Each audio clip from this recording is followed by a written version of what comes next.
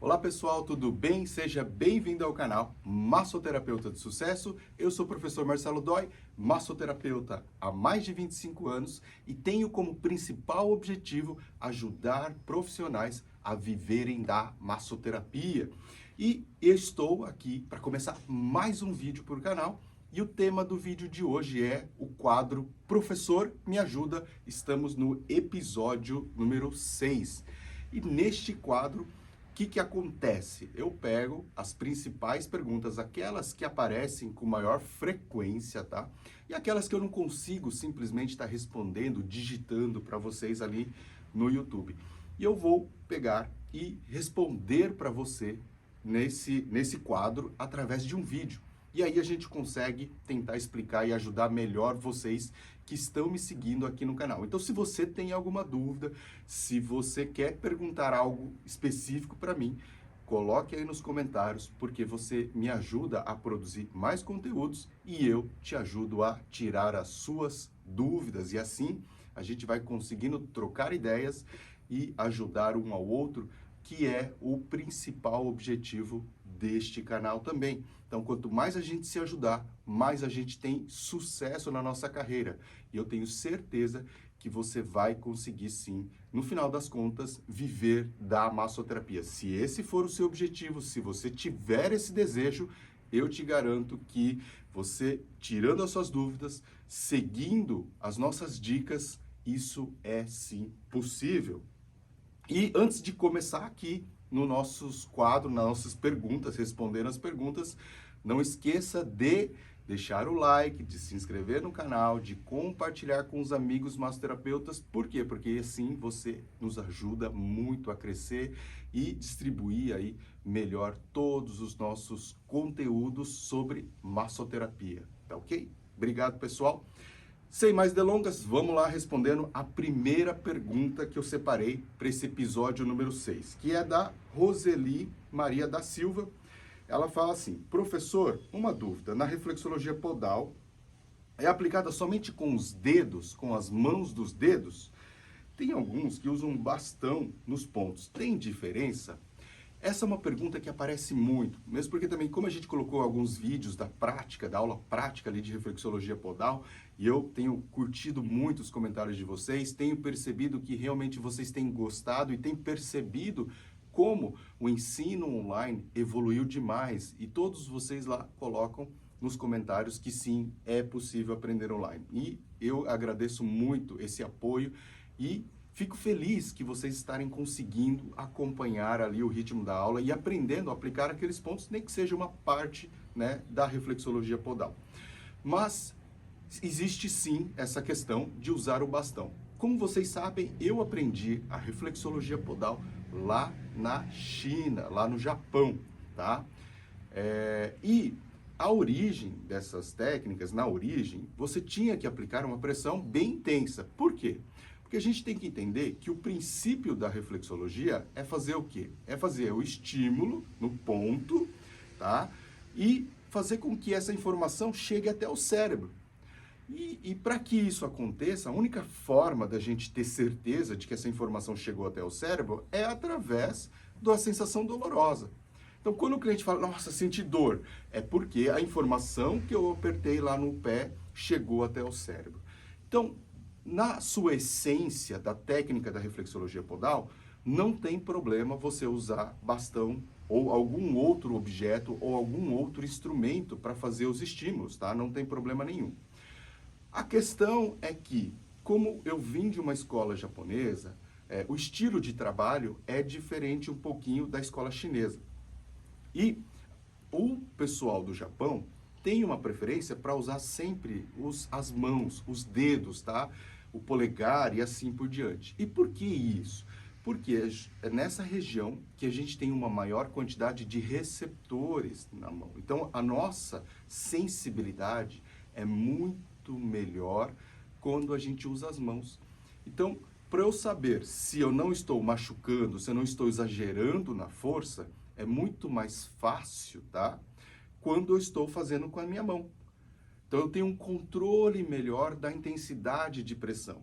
Mesmo porque também, eu não sei se vocês aí todos já perceberam isso, Mas quando você começa a fazer a reflexologia podal, você se impressiona com tamanha a sensibilidade dos pontos nos pés. Isso de fato, assim, é algo que impressiona quase que todo mundo, porque ninguém imagina que você apertar simplesmente uns pontinhos ali na região do pé, isso vai te gerar tanta dor. Então, se já é sensível, quando você começa a apertar com um bastão ou com outro instrumento, seja de madeira, de ferro, de acrílico, né? Você imagina quanta dor a pessoa não pode estar sentindo? E tem que lembrar que o ocidental, o brasileiro, de modo geral, ele não gosta de sentir tanta dor.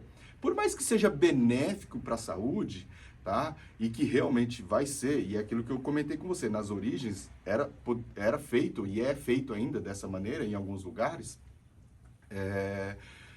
as pessoas aqui não gostam de sentir tanta dor, né? Então, você consegue controlar muito melhor fazendo com as mãos. E você consegue, né, fazer de uma maneira bem tranquila até, com a pessoa sentindo o estímulo, dando o efeito, tá?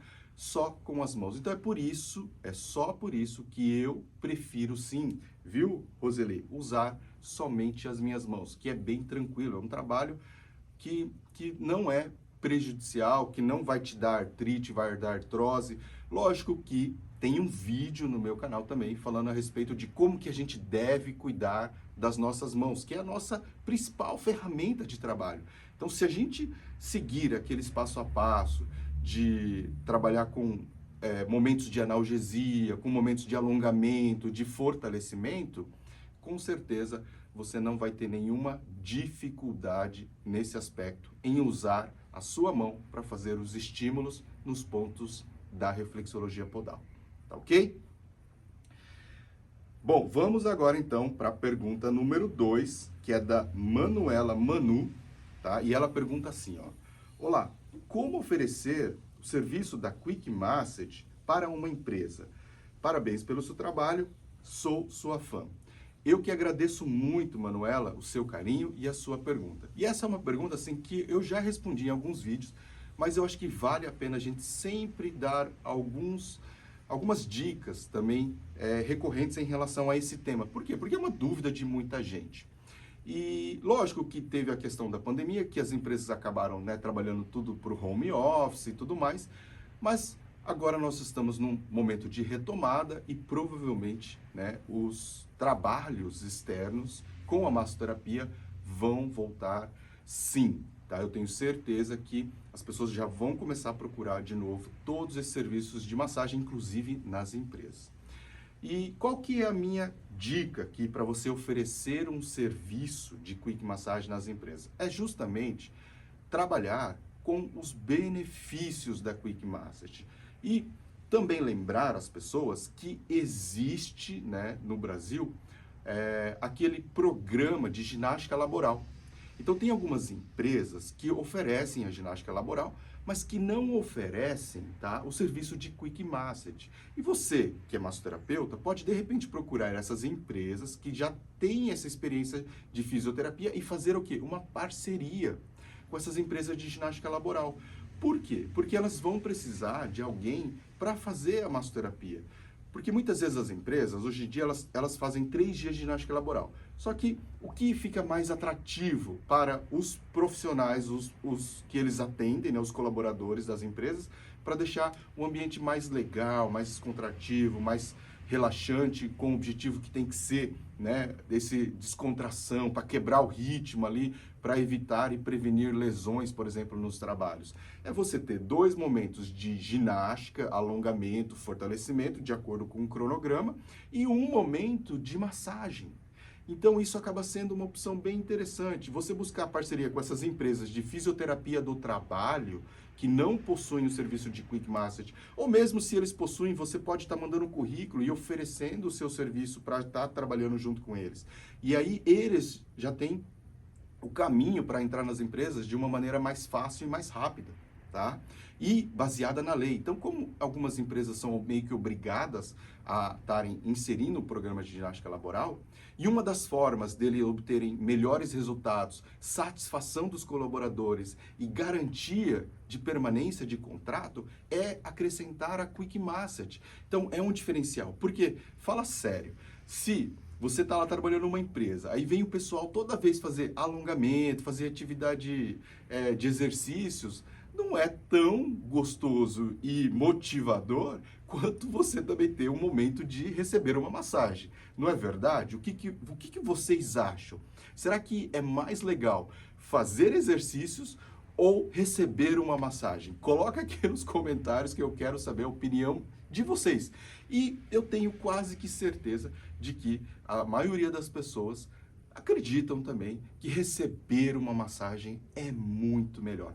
Agora, só um adendo aqui, eu, como profissional também, fisioterapeuta, eu tenho a responsabilidade e o dever de alertar de que realizar exercícios também é fundamental, principalmente se você trabalha numa empresa aí de TI, que trabalha com muito esforço repetitivo e tudo mais. Então, é fundamental que você tenha consciência, tá, dessa questão da prevenção e da prática de exercícios físicos e também de outras orientações e recomendações para você evitar desenvolver lesões por esforço repetitivo, por exemplo, tá?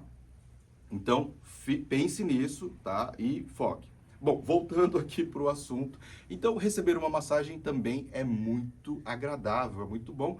E como uma forma das empresas terem maior adesão, terem maior satisfação dos colaboradores e garantir ali realmente a renovação e permanência de contrato nas empresas, elas têm inserido o serviço de Quick Massage. Então, se essa empresa de fisioterapia do trabalho, por exemplo, não tem ainda, ou de medicina do trabalho também, tá? Não oferece esse serviço, uma alternativa é você oferecer o seu serviço, fazer uma parceria com essas empresas.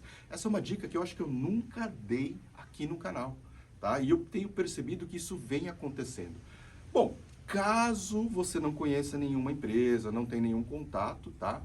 Você pode também abordar diretamente as empresas. E como que a gente aborda as empresas? Através do setor de RH. Então, a gente vai ter que procurar o pessoal do RH para depois entrar em contato. Para eles, você vai mandar um projeto, vai solicitar uma reunião, tá? Para poder entrar em contato com o setor responsável pela segurança do trabalho. Então, esse pessoal acaba ajudando mais você a estar entrando nessas empresas. Lógico que médias e grandes empresas, eles já têm uma política mais de desenvolver esse tipo de trabalho, de oferecer a ginástica laboral, de oferecer serviços de Quick Massage nas empresas, tá? Então, isso já é um pouco mais comum. Mas as pequenas empresas, aos poucos, também vêm trabalhando com esse tipo de serviço nas suas empresas para motivar os colaboradores, mesmo para dar, né, uma melhorada no ambiente de trabalho, para deixar o pessoal mais confortável, para deixar o pessoal mais motivado mesmo no seu dia a dia. Que é algo muito importante, porque quanto mais motivação, melhor o ambiente de trabalho, maior a produtividade. Então, isso é que você tem que ter no seu descritivo do que são os benefícios, de quais são os benefícios que a Quick Massage pode oferecer para uma empresa. E aí, dessas empresas pequenas, vamos dizer assim, que acaba sendo mais fácil da gente conseguir entrar em contato, eu aconselho bastante, assim, escritórios de advocacia, tá? Escritórios de tecnologia, de TI, de call center. Então, essas empresas, assim, acabam precisando mais do serviço da Quick Massage. E como que você pode abordar isso? Você tem algumas opções para entrar nesse mercado. Ou a empresa, tá, contrata lá o seu serviço, contrata o seu serviço e ela vai te pagar por mês para você ir X horas e atender X funcionários, né? Então, por exemplo, você vai ser contratado para trabalhar 2 horas por semana, um dia específico, você vai lá e vai atender o máximo de pessoas que você pode atender naquela empresa, tá? E aí essa quantidade de tempo ela vai ser determinada, às vezes, se é uma empresa pequena, pela quantidade de funcionários. Então, se tem, por exemplo, 10 funcionários na empresa, tá? No setor administrativo que você vai estar atendendo, como que eu vou calcular esse tempo? Eu consigo atender 15 minutos, né? Então, em 1 hora, eu consigo atender 3 clientes, 3 colaboradores. Então, se eu tenho 10, eu vou precisar de quantas horas? De 3 horas e um pouquinho a mais, de 3 horas e 15 minutos, tá? Às vezes 3 horas e 10 minutos, mais ou menos. Por quê? Porque eu não sou uma máquina, eu não consigo atender, tá? Direto ali todos os clientes. Vai ter um intervalo entre um cliente e o outro. Vai ter um intervalo que eu tenho que limpar a cadeira, um vai ter que ficar um pouquinho a mais porque teve uma dor mais específica. Então eu tenho que ter um intervalo de pelo menos 5 minutos a cada atendimento. Então eu atendo 15, mais 5 minutos de intervalo dá 20. Aí atendo mais 15, mais 5 minutos de intervalo, ó, mais 15 minutos, com 20 deu 35, mais 5 minutos deu 40. Então eu consigo atender 3 clientes de 15 minutos por hora. Se eu tenho 10 funcionários, vai ser 3 horas e 15 minutos. Então, é dessa forma que eu vou calcular. E aí, em cima, eu faço o cálculo do meu preço também, né? Do valor que eu vou estar cobrando dessa empresa. E aí, só aquele adendo aqui, que eu já dei algumas outras dicas, mas lembrando vocês de novo. Existe uma dica básica, mas que vocês precisam tomar cuidado e calcular os custos de vocês, de deslocamento principalmente, tá? Para saber se deu certo ou não. Mas que em 80% dos casos, 90% dos casos, dá certo, tá? Dá certo e você não tem risco de ter prejuízo nesse orçamento que você vai oferecer para a empresa. R$ 2 por minuto trabalhado. R$ 2 por minuto trabalhado na empresa. Então, por exemplo, nessa empresa que tem 10 funcionários, como é que você vai fazer essa cobrança, por exemplo? Tá? Uma opção, que nem eu estava falando, se você vai trabalhar 3 horas e 15 minutos e você está sozinho para atender os 10 funcionários, 3 horas dá quantos minutos? 180 minutos. Mais 15 minutos, vamos arredondar aí para 200 minutos. Então, você vai cobrar R$ 400. 200 vezes 2 dá R$ 400 para você atender, né, uma vez por semana, tá? Esses clientes, tá? Então, nesse evento, só que como você vai toda semana, você vai ter que cobrar vezes 4, dá R$ 1.200 por mês para você atender. R$ 400 é para aquele atendimento na semana. Se você for toda semana no mês, você vai multiplicar por 4 ainda e vai dar R$ 1.200 para você atender esses 10 clientes, 15 minutos toda a semana. Então isso acaba sendo bem interessante e você tem essa opção para estar oferecendo para as empresas menores, né? Mas a dica de você entrar com a parceria nessas empresas de fisioterapia ou de medicina do trabalho acaba sendo mais viável de início. E com o tempo, conforme você for ganhando mais experiência, dá para você tentar trabalhar um pouquinho mais carreira solo, tá ok? Espero ter ajudado um pouquinho aí. E ter acrescentado dicas diferentes em relação ao tema, né? Pergunta número 3, da Gisele de Oliveira. Ela perguntou assim: como ajudar com a reflexologia podal uma pessoa que tem fascite plantar? Essa também é uma pergunta que aparece muito aqui no canal, principalmente porque os vídeos de reflexologia podal, eles têm um número de visualizações incríveis e eu agradeço muito, né? Muito que vocês estejam curtindo, que vocês estejam gostando e eu espero, do fundo do coração, de que esses vídeos estejam ajudando vocês a viver de massoterapia, a aplicar na prática esses pontos, terem resultados, terem clientes gostando, terem clientes voltando e, então, consequentemente, conseguindo viver da massoterapia. Porque mesmo que vocês não façam o meu curso, né, que vocês não sejam os meus alunos direto nos cursos, mas que são seguidores aqui, que com esses conteúdos conseguirem, né, desenvolver e aprimorarem aí os resultados de vocês, eu já fico muito, muito feliz com isso. E a pergunta da Gisela em relação à fascite é pertinente, por quê? Porque a fascite não é uma coisa muito fácil de tratar, não é mesmo? Lembrando que, quando a gente fala de fascite plantar, a gente tem que pensar que vai ter ali uma dor na planta do pé. E, primeiro, a gente tem que ter aquelas recomendações gerais, tá? Não pode mais andar descalço. Rasteirinha, mulher, rasteirinha, esquece por um período de pelo menos 6 meses, de 3 a 6 meses, sem rasteirinha. Chinelo havaiana também pode guardar no armário, só depois de um tempão que você vai poder voltar a usar. Por quê? Porque é muito rígido e vai gerar muito impacto. Quanto maior o impacto, maior a reinflamação. Entenderam? Andar descalço é bom, mas na grama, na areia e tudo mais. No chão, não é para andar descalço, mas e se você andar de forma muito intensa, trabalho e tudo mais, que você não tem aquela percepção da pisada, do relaxamento, aí é que não pode mesmo, tá? Porque você vai só piorar o quadro. Então, tem que usar tem que usar chinelo confortável, com uma palmilha mais macia, um Crocs. Hoje em dia tem os outros chinelos mais macios que ajudam muito nesse aspecto. Você tem que usar tênis, tá? Ou alguns sapatos mais confortáveis. Se você não tem sapato confortável, pode usar uma palmilha. Então, uma opção, às vezes, você acrescentar uma palmilha, seja de silicone, seja ortopédica, que dê ali um conforto maior para sua planta do pé. Você tem que entender que ela está inflamada, que ela está irritada. Então, você tem que dar um pouco mais de carinho, dar uma atenção, um cuidado especial ali para a planta do seu pé, tá? Não deixe de dar essa atenção. Então, dito isso, a gente tem alguns procedimentos que a gente pode orientar os nossos clientes em relação à fascite plantar. Que é o quê? Você trabalhar com uma garrafinha de gelo, você bota sabe aquelas garrafinhas de 500 ml? Você bota a água dela e congela. E aí você deixa ela no chão e a pessoa vai passando com o pé ali, rolando toda a planta do pé. Porque isso ajuda muito o quê? Ajuda muito no alívio da dor e da inflamação, tá? Então, é uma opção.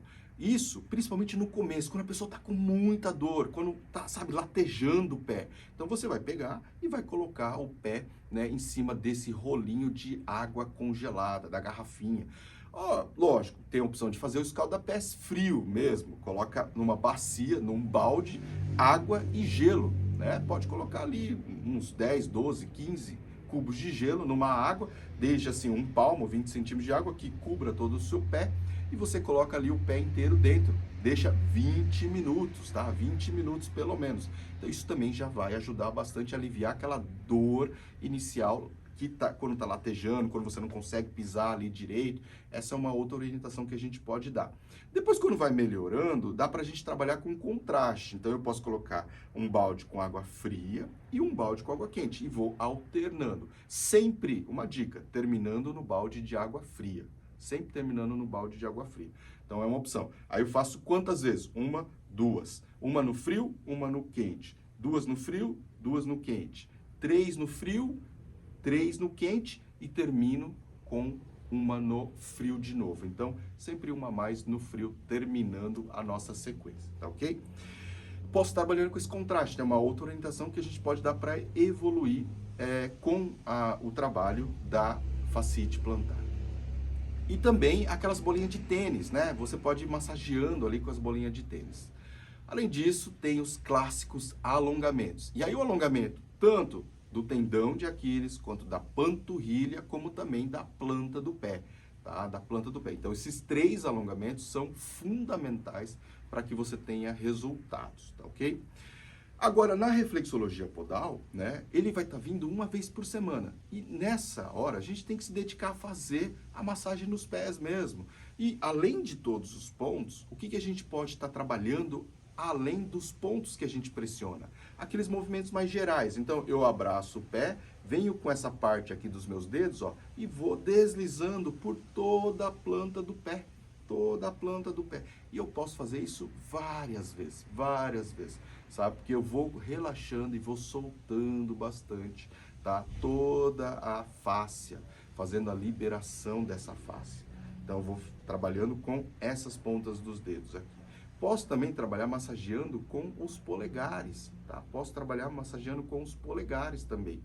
E posso trabalhar também deslizando assim, ó, quando você vai alongando os dedos e vai deslizando toda a planta do pé. Então, isso também é um outro trabalho.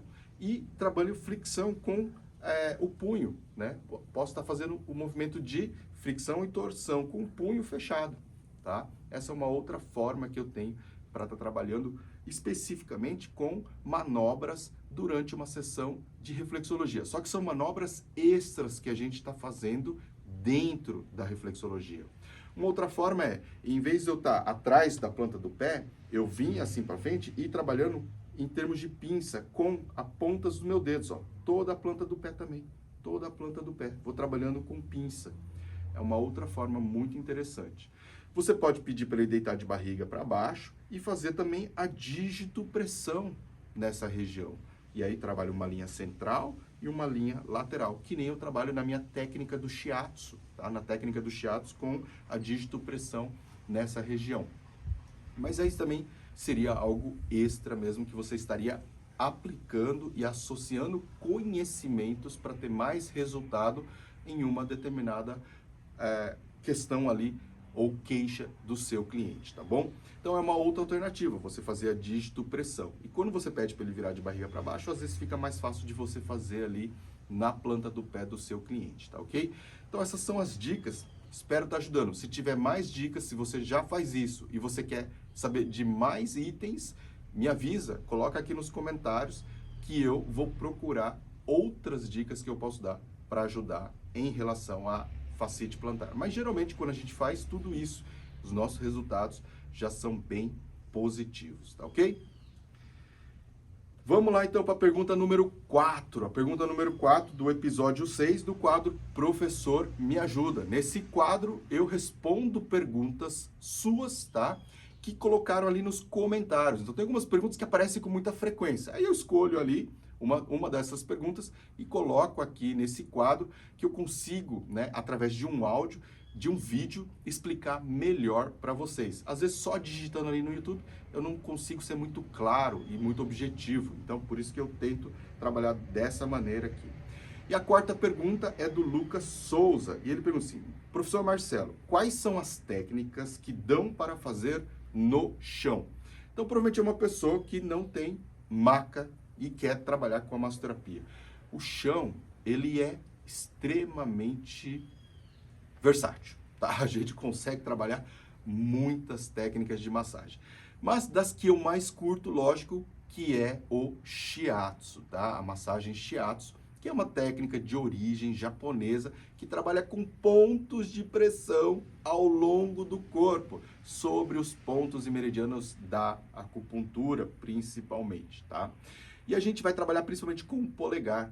Então, eu tomando cuidado com a minha postura, postura de semi-joelhada, postura joelhada, principalmente essas duas posturas, eu consigo trabalhar no chão em qualquer cliente. Lógico que quando eu vou atender um idoso, né, eu tenho que tomar um pouco mais de cuidado para ajudar ele a deitar e se levantar do chão.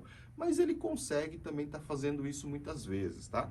Ensinando passo a passo para você deitar e sentar no chão. Então, ficando de joelhos, depois semi-joelhado, né? E assim por diante. Você consegue ajudar o cliente e orientar melhor até como ele deve se levantar ou como ele deve se deitar no chão, por exemplo. Tá? Então você já está dando mais alguma dica a mais para o seu cliente, né? Aprender a se levantar do chão e também a deitar no chão. Olha que dica interessante. O passo a passo disso. Então, como é que você vai fazer? Você vai pegar, primeiro, por exemplo, vamos começar ali. Você está em pé e você quer deitar. O que você vai fazer primeiro? Primeiro, tá? Você pode pegar, se é uma pessoa mais idosa, faz ele sentar primeiro numa cadeira, num banquinho. Bota um banquinho ali do lado. Então faz ele sentar no banquinho. Desse banquinho, ele vai ficar semi-joelhado. Desse semi-joelhado, ele vai ficar com os dois joelhos no chão. Do joelhado, ele vai sentar de lado. Nesse sentar de lado, ele já vai, né, poder se inclinar de novo e já levantar e flexionar os joelhos. E aí ele já deita. E tanto faz de um lado, de barriga para baixo, ou de barriga para cima. E o contrário, quando você está deitado, vai ser passo a passo também, tá? Então, o que você vai fazer primeiro? Primeiro, você vai virar ele de barriga para cima, que é mais fácil, dobra os joelhos, vira de lado, tá? Do de lado, ele vem e fica ajoelhado, e ele pode ficar sentado, ajoelhado, ou ele pode já ficar ajoelhado em pé. Você vai ficar do lado dele, dá um apoio no braço, e ele vai ficar semi-joelhado, vai levantar só um joelho, tá? Depois do semi-ajoelhado, ele vai se apoiar um pouquinho para frente e aí sim ele levanta com o seu apoio do lado, por exemplo, tá? Ou você pode, do semi-ajoelhado, se for uma pessoa mais idosa e está com um banquinho ali do lado, lembra? Pede para ele sentar no banquinho e aí depois você levanta. Então, até já uma dica extra aí para quem precisa atender só no chão, mas tem idosos que têm mais dificuldades. Pode estar trabalhando dessa maneira. Olha que interessante, né? E, além do shiatsu, existem outras técnicas que a gente pode estar aplicando no chão. A reflexologia podal também pode ser aplicada no chão tranquilamente. A única coisa que eu recomendo é sempre colocar uma almofada, né, embaixo das pernas. Para quê? Para você deixar os pés um nível acima do coração.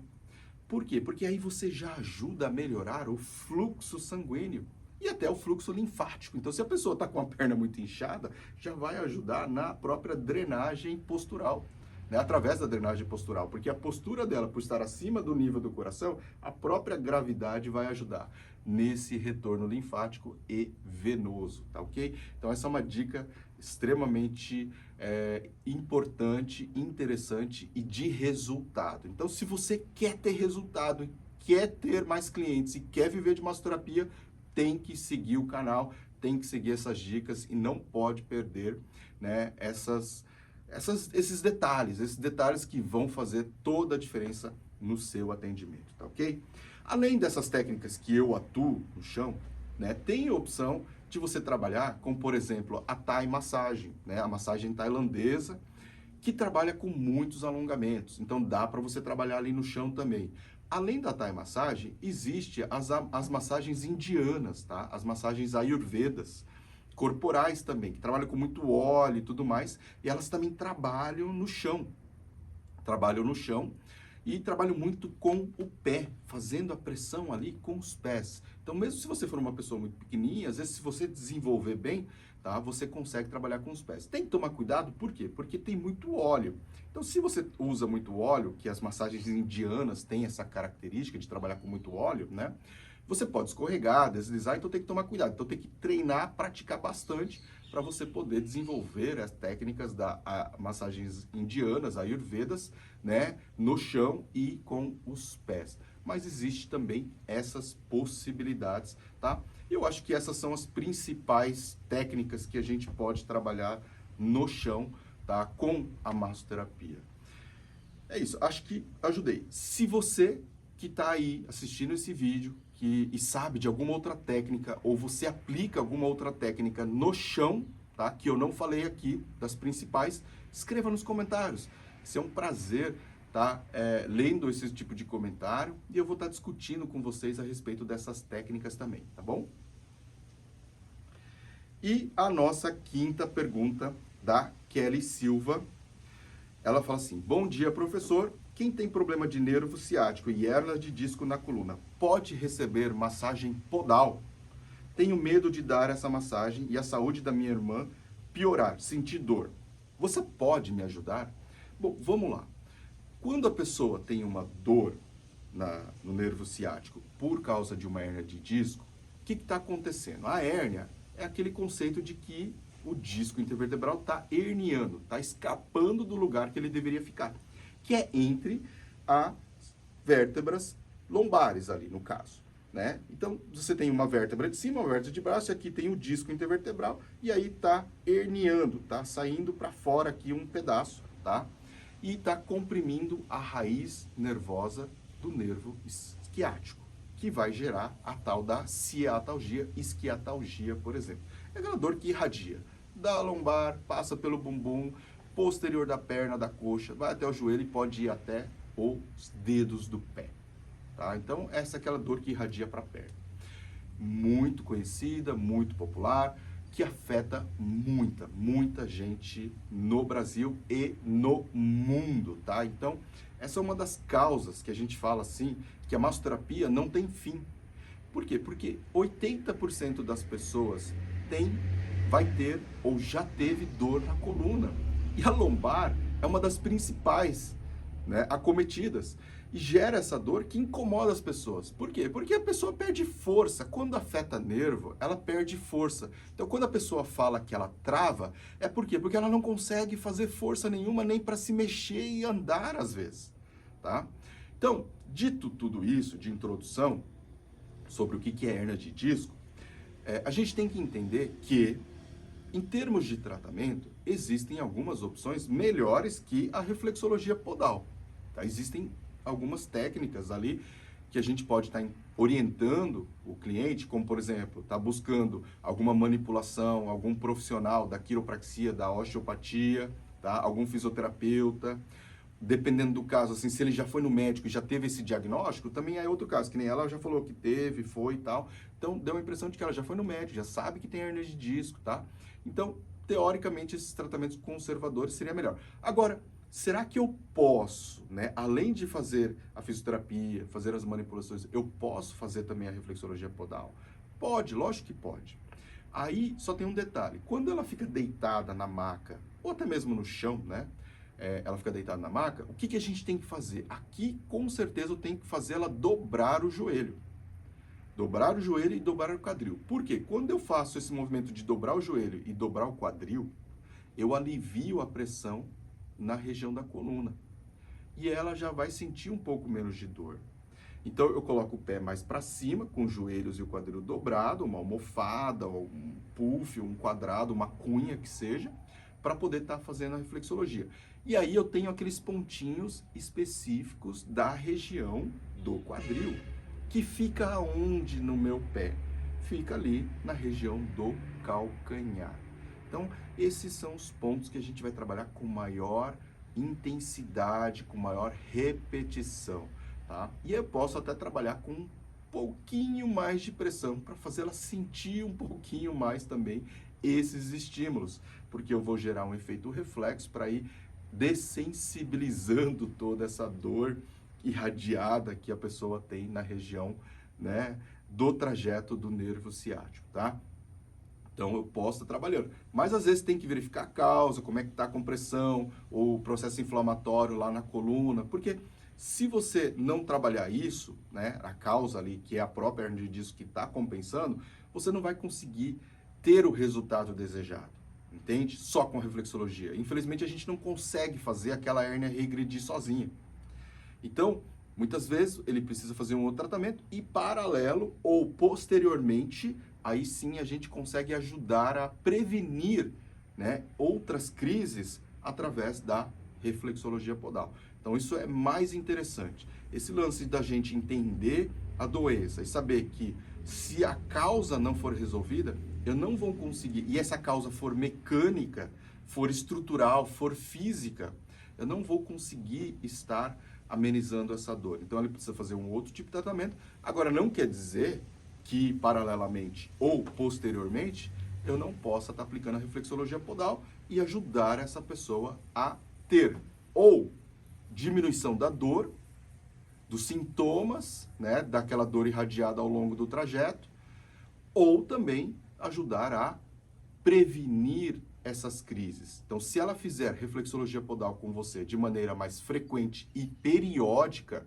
semanal ou quinzenal, então uma vez por semana ou uma vez a cada 2 semanas, semanal ou quinzenal, vai fazer uma diferença significativa nas crises que ela pode ter em relação à hérnia de disco. Por quê? Porque a hérnia de disco, muitas vezes, ela não vai sumir. A pessoa vai tratar, vai dar uma segurada, e ela vai precisar fazer o quê? Um fortalecimento na região do tronco. Que aí tronco é tanto musculatura anterior quanto musculatura posterior. Do tronco inferior, principalmente. E também aí envolve, lógico, musculatura de quadril, musculatura de coxa. Todas essas musculaturas vão ter que ser fortalecidas para para compensar, tá, essa alteração estrutural que está gerando a hernia de disco. Pode ser uma lesão de ligamento, pode ser um rompimento de ligamento, alguma outra coisa que ali não está bacana, tá? Que não está segurando o disco, né, no seu devido lugar. Então ele está herniando, ele está escapando. E aí você tem que compensar isso de alguma outra forma. Como que a gente consegue fazer isso? Através do fortalecimento muscular. Então, a base do tratamento para hernia de disco é essa. Agora, essas outras técnicas de terapias integrativas que existem, né, que a gente pratica, que a gente conhece, elas dão um suporte complementar, tá, a esse tipo de tratamento. Então, por isso que até o nome novo, práticas integrativas e complementares, ela é perfeita, tá? Na minha opinião, ela é perfeita, porque ela é uma prática integrativa que integra todos os sistemas, que analisa e avalia todo o ser humano, né?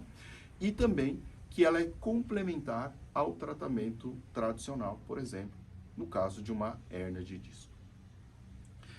Bom, pessoal, essas foram as perguntas do quadro Professor Me Ajuda, episódio 6. E se você quer, né, aparecer aqui na pergunta do episódio 7, escreva várias perguntas, tá, nos comentários, porque você pode sim ter uma das suas perguntas escolhidas e tá aparecendo aqui no quadro no episódio número 7.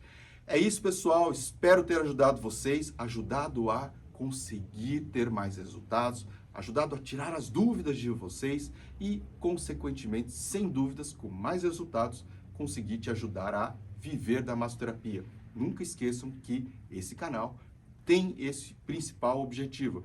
E por isso que existe esse quadro, porque se você tiver dúvidas, você não vai conseguir evoluir profissionalmente.